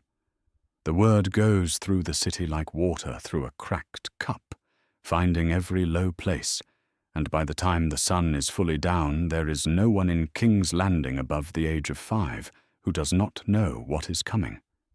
The city is very quiet. This is the thing about sieges that the writing does not prepare you for. The quiet before. Tyrion stands on the river gate tower and looks out at the lights of Stannis' fleet, because Stannis has lit lanterns on his ships, and either does not care whether he is seen or has calculated that being seen is itself a tactic. Probably the second. Stannis Baratheon has always had good instincts about what fear can accomplish when applied at the right moment. But he has never faced wildfire, and he does not know about the chain. Tyrion watches the lights for a while. The harbour is still. The boom sits across the mouth of the rush, dark and low in the water. Somewhere below the wall, the 7 galleys are being readied by men who have been told exactly what they are doing and exactly what will happen when they do it. He thinks of his father in the Red Keep, reviewing something at a desk. He thinks of Ned Stark in the Tower of the Hand, listening to the city the way men who cannot act listen to things, very carefully, for what they can learn. He thinks of Sansa Stark in her chambers, with her hands folded in her lap and her face giving nothing away, which is something she has learned to do with remarkable speed. He thinks of Robb Stark somewhere in the Riverlands, waiting for a raven that will tell him the city still stands. He thinks of Jaime in chains. He thinks about what it costs, all of this. Not in gold, in the other currency, the one nobody audits until it is too late. Below him, the water catches the last of the evening light and holds it for a moment before letting it go. The battle begins before dawn, in the hour when the body runs slow and the mind is at its lowest, and the harbour smells of low tide and cold iron. Tyrion Lannister is on the Rivergate Tower when the movement starts, shapes in the dark water, Stannis' ships making their approach through the outer harbour with their oars working in steady rhythm. The lanterns are still lit on the masts. In the dark, they look like a procession of slow lights moving across the water toward the walls of the city, steady and purposeful and inevitable in the way that only Stannis Baratheon's plans seem inevitable, because only Stannis Baratheon follows through on every plan he makes, regardless of what the universe has to say about the wisdom of it. He gives the signal. The 7 galleys go out from the river gate, riding low and moving fast against the incoming tide.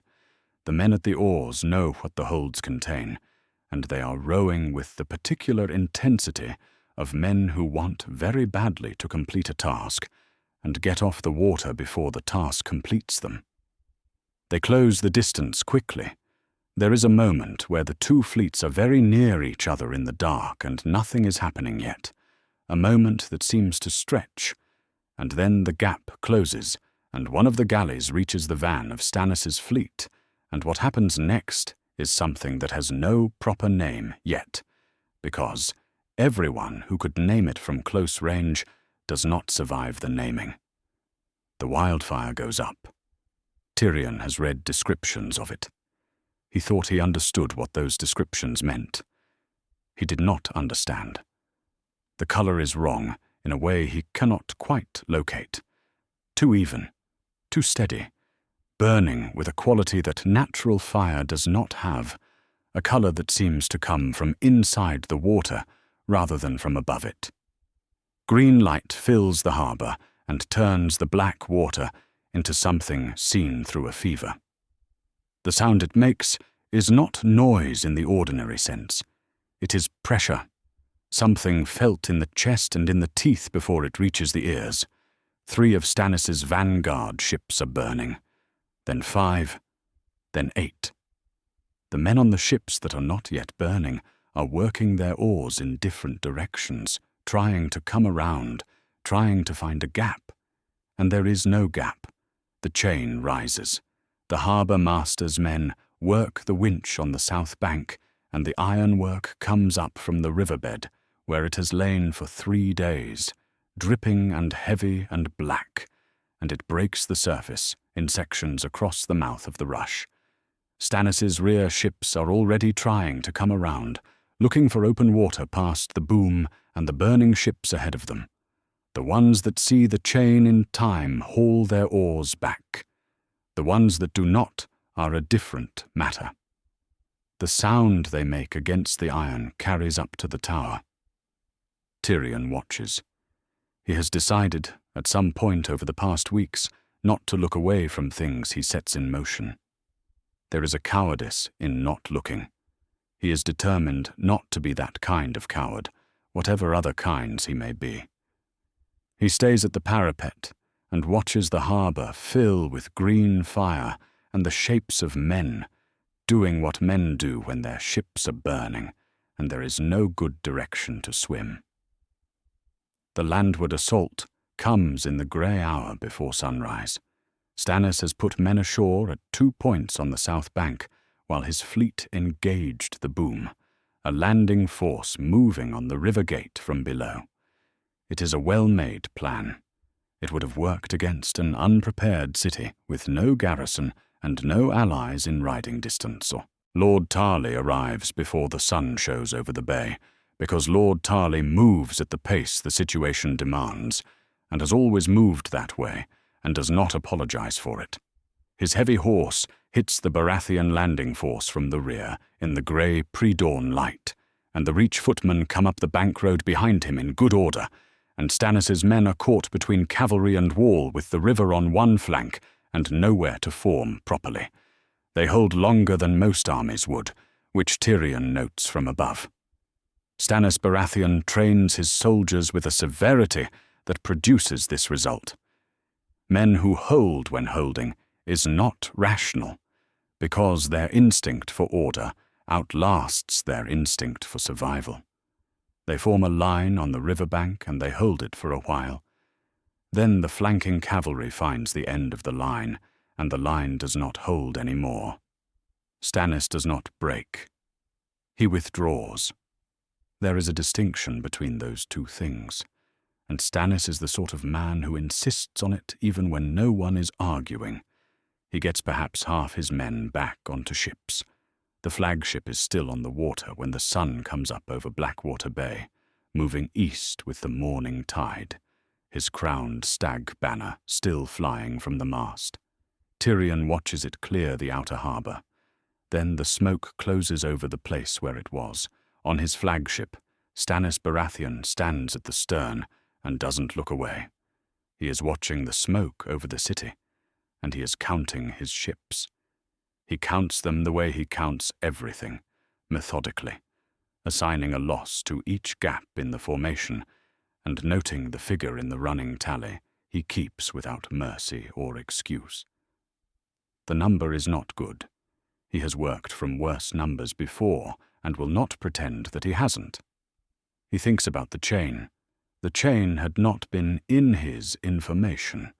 His intelligence on the city's defenses had come from a source he had trusted, and he had trusted that source because it had not failed him before.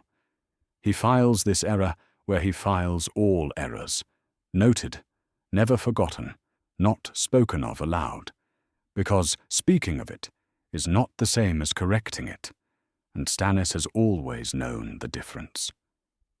He turns from the stern and goes below. The Red Woman is somewhere in the lower decks. He can feel her the way he always feels her, as a quality of heat below the cold, and she will come to him soon with something she has seen in the flames. He does not doubt what she sees. He has stopped trusting his own certainty about what her visions mean. He goes below. The harbour is very still when Tyrion comes down from the tower. The water is black in patches where the wildfire burned longest, and the chain still floats across the mouth of the rush, dark iron in the pale morning light. The sept bells are ringing in the city, the kind of ringing that marks an ending, low and steady, not celebratory. In the streets below the walls, the city is coming awake, and the sound of people discovering they are still alive has a quality of its own, somewhere between relief and disbelief, a sound Tyrion is not sure he has heard before, and suspects he will not forget. He walks back through the river gate and up through the city toward the Red Keep. Soldiers are coming down from their positions on the walls and the gate towers, gold cloaks mostly, and their faces have the look of men who were prepared to fight, and did not have to fight very much, and do not entirely know what to do with that. He passes two of them on the steps near the mud gate, and they straighten up when they see him, and he nods and keeps walking. In the Tower of the Hand, Ned Stark has not slept. He listened to all of it through the walls of the keep, the fire sound, and then the sounds of fighting, distant and directional, and then the long silence that followed. That was worse than either, because silence in this city almost never means what a person wants it to mean. He has been sitting in the chair by the cold hearth for some hours when the bolt draws back and Tyrion Lannister comes in. Tyrion sits down without being invited. He still has his armor on, which has soot on the left pauldron and something else on the sleeve. He looks at the cold hearth for a moment, and Ned waits. Stannis is withdrawing, Tyrion says. He will go back to Dragonstone. He cannot threaten the city again for some months, probably a year. He will not submit, Ned says. He will not submit, Tyrion agrees. But the arrangement does not require him to. A Stannis who cannot move from Dragonstone is a different problem than a Stannis at the gates. He pauses. My father has not changed his terms. The arrangement stands. Ned looks at him.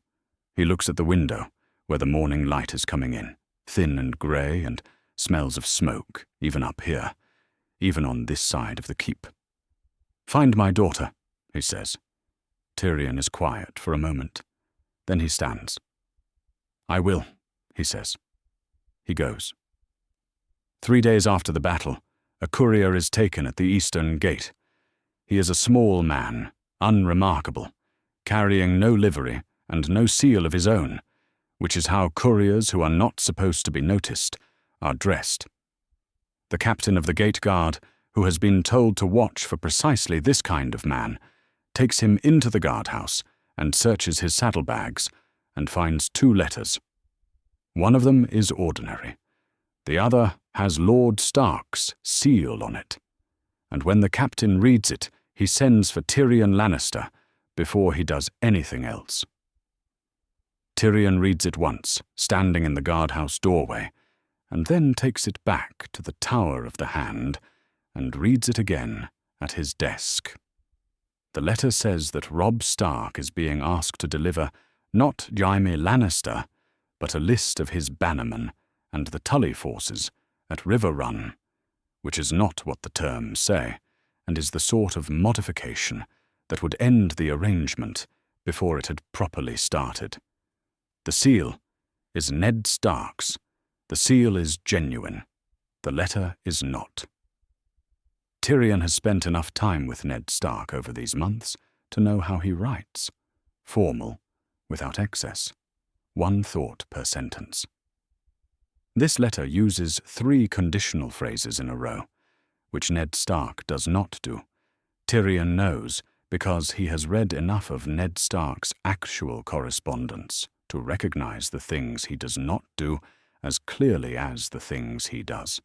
He thinks about who in this city has both the access and the reason to forge a letter like this and deliver it north before the arrangement can be formalized. He arrives at the answer quickly, which is not surprising. He usually does. He goes to find his father. Tywin Lannister reads the letter once. He sets it on the desk in front of him and looks at it and does not say anything for a moment, which is, for Tywin Lannister, a significant kind of silence. "The seal," Tywin says. "Genuine," Tyrion says. "He had it made. The letter is not. The phrasing is wrong in 3 places. And you can demonstrate that. To anyone who looks carefully. Ned Stark writes in a specific way. This letter does not write that way." Tyrion pauses.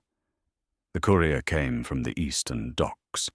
There were Baratheon ships in the outer harbour for 3 days before the battle. Tywin looks at him. This is the look Tyrion has seen rarely, the look of a man reassessing something. Not warm, because Tywin Lannister does not do warm, but something adjacent to acknowledgement. "Baelish," Tywin says. "Probably," Tyrion says. "The connection can be demonstrated, but it takes time to demonstrate convincingly. He will use the time." Tywin stands and goes to the window. The harbour is still dark in patches where the wildfire burned, even 3 days later. He looks at it for a while. "Send 2 ravens north," he says. "The correct terms, and an explanation of the forgery. Include the forged letter." Tyrion looks at his father. "You want Robb Stark to see it."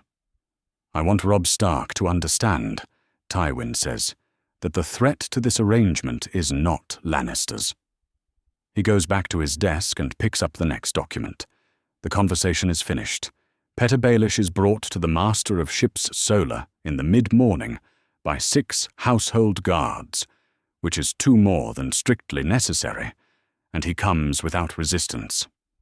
A man who came with resistance would be a man who did not know what was happening. Petyr Baelish always knows what is happening. He sits across the table from Tyrion and looks at the forged letter placed between them, and his face does very little, which is a very specific kind of performance. "This is troubling," Petyr says. "It is," Tyrion agrees. "Someone has gone to considerable lengths to damage Lord Stark's release." "Considerable lengths," Tyrion says. "Yes."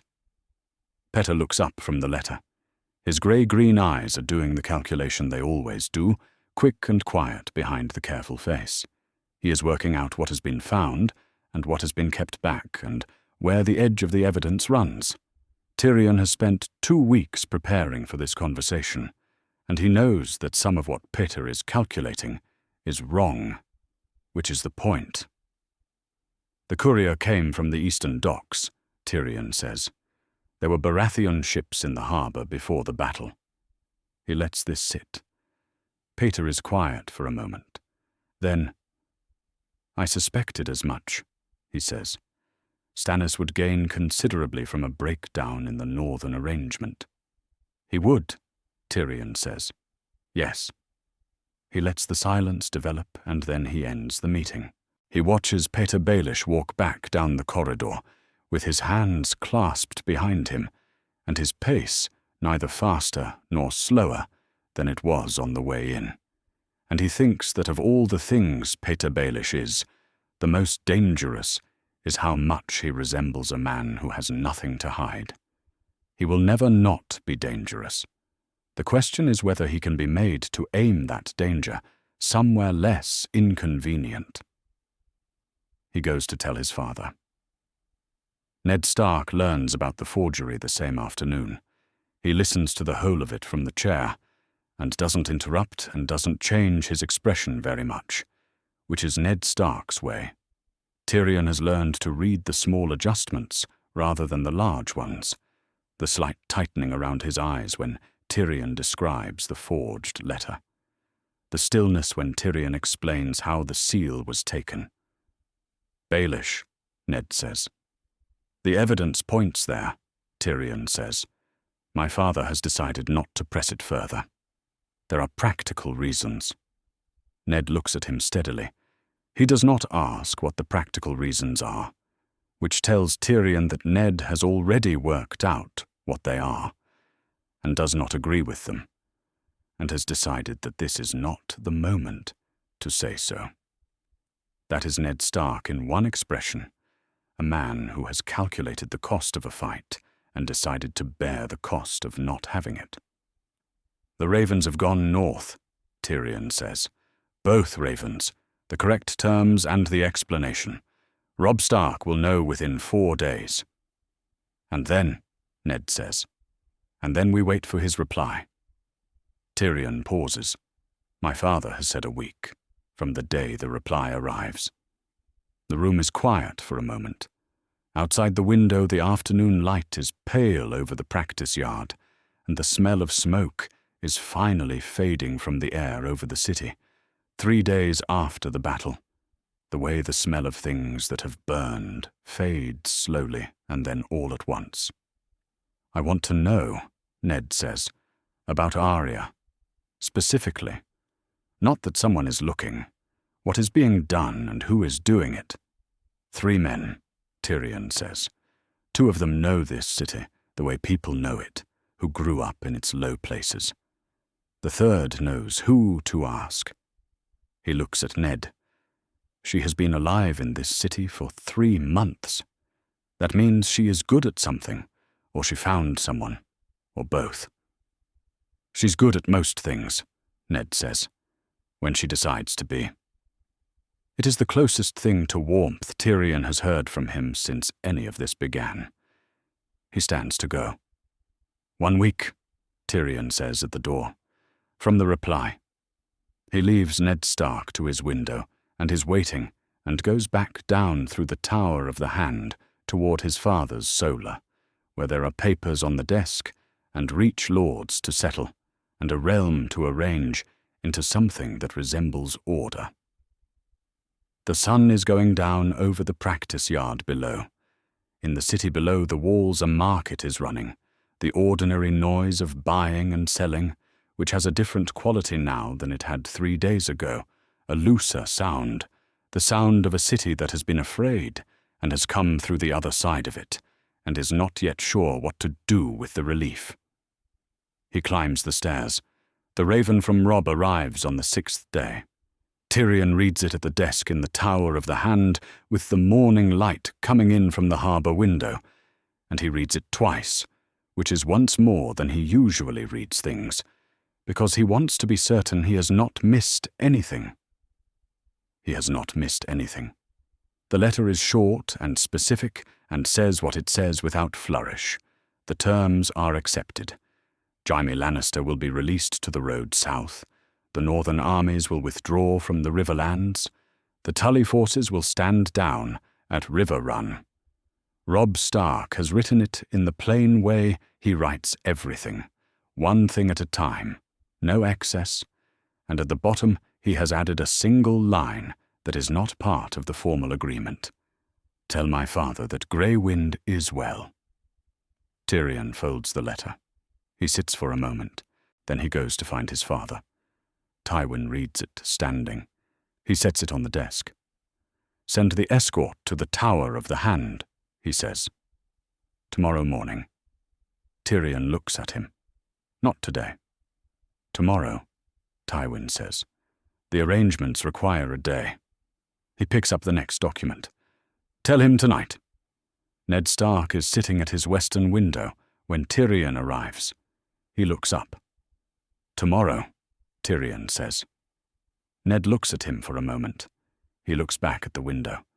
His expression does not change very much, but there is something in it that Tyrion files away, because it is the expression of a man who has been waiting for a specific word for a very long time, and has finally heard it, and does not know what to do with the feeling. "Sansa," Ned says. "We'll be at the gate," Tyrion says. "At first light. You can both leave." Ned nods once. He looks at the window. Tyrion leaves him to it. The morning of Ned Stark's departure from King's Landing is grey and cool, the kind of morning that smells of autumn coming over the water, and the city is not yet fully awake when the escort forms up in the practice yard of the Red Keep. 12 riders in Lannister crimson, a wagon for the household goods that remained, 2 horses for the Starks. The arrangements are modest, which is how Ned asked for them to be. No ceremony, no banners, the kind of departure that does not require looking at what you are departing from. Sansa comes through the tower door first, carrying a small bundle, and she looks older than she did when all of this started. She is not crying. Tyrion suspects she saved whatever crying she needed to do for somewhere private, which is something she has become very good at over these months. She walks to her father in the yard, and he puts his arm around her and says something into her hair that Tyrion cannot hear. And she nods. They walk together toward the gate. Tyrion falls into step beside Ned at the gate arch, where the horses are being held. "The correspondence," Tyrion says. "I know what I agreed to," Ned says. "I know you know." Tyrion pauses. "My father will hold to the terms. You have my word on that, for whatever my word is worth to you." Ned looks at him. Whatever Ned Stark thinks about the worth of Tyrion Lannister's word, he keeps it behind his grey eyes. "It is worth something," he says. He extends his hand. Tyrion takes it. It is a brief handshake, the kind between men who have spent months in an arrangement that neither of them designed, and both of them, in different ways, made work, and who are not friends, and are not enemies, and do not have a word for what they are. Tyrion steps back. Ned is about to turn for his horse when he stops. A girl is standing at the far edge of the gate road, half in the shadow of the arch, in clothes that are not her own, and her dark hair cut short, and her grey eyes finding her father's across the distance. She is small and quick-looking, with the long, stark face, and she has been standing very still, which is how she kept from being noticed. And now she is not standing still anymore. She runs. Ned is already moving. She hits his arms at speed, and he holds on and does not care how it looks or who is watching. She is 11 years old, and she has been loose in this city for 3 months on her own, which means she has survived things that most grown soldiers would not survive, and he holds her the way a man holds something he thought he might have lost for good. After a while, she looks up at him. "How did you get here?" he says. "I was already here," Arya says. "I heard in the market that you were leaving. And before that." She shrugs in the way she has always shrugged, the Arya shrug, the shrug that means the question is too large and also too obvious to answer properly. "I listened to people. I kept moving. I didn't get caught." Sansa is watching from near the horses. Her face has something in it that is not quite the face she learned to keep over these months, not the careful face. It is an older expression, the face she had before all of this. Ned keeps his arm around Arya's shoulders and walks her to the horses, and Tyrion watches them go and does not call after them.